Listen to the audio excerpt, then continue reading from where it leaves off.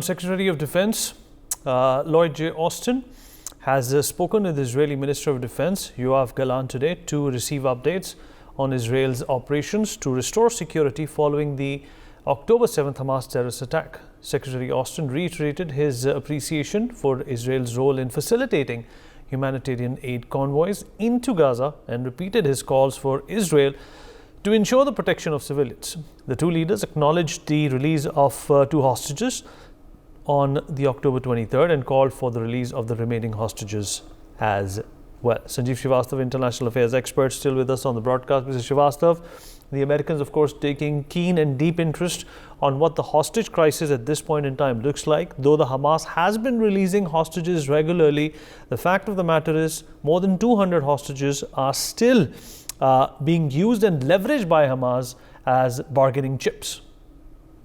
Yes, certainly, Vineet. I think United States of America is closely collaborating with Israel in these hours of crisis, where there are about 200 hostages are still in the captivity of Hamas, and United States of America, using its relations and links with Qatar and Egypt and other nations, Turkey, etc.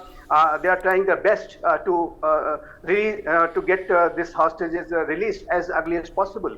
And the U.S. has got some success also. One mother and the daughter initially they were released, and after that another release of two more hostages. But there are a large number of hostages that are still in the captivity of Hamas.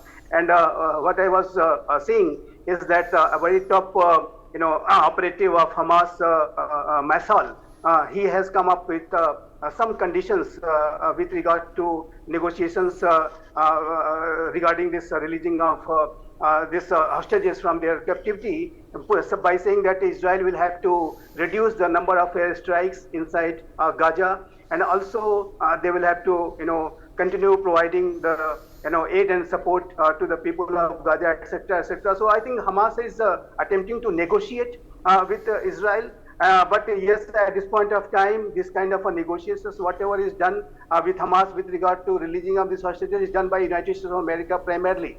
And United States of American president has said that they are very much in touch with the various parties in the Middle East region around the clock, and all the efforts are being made. But yes, certainly these negotiations cannot be discussed in open, and that is what President Biden has been saying.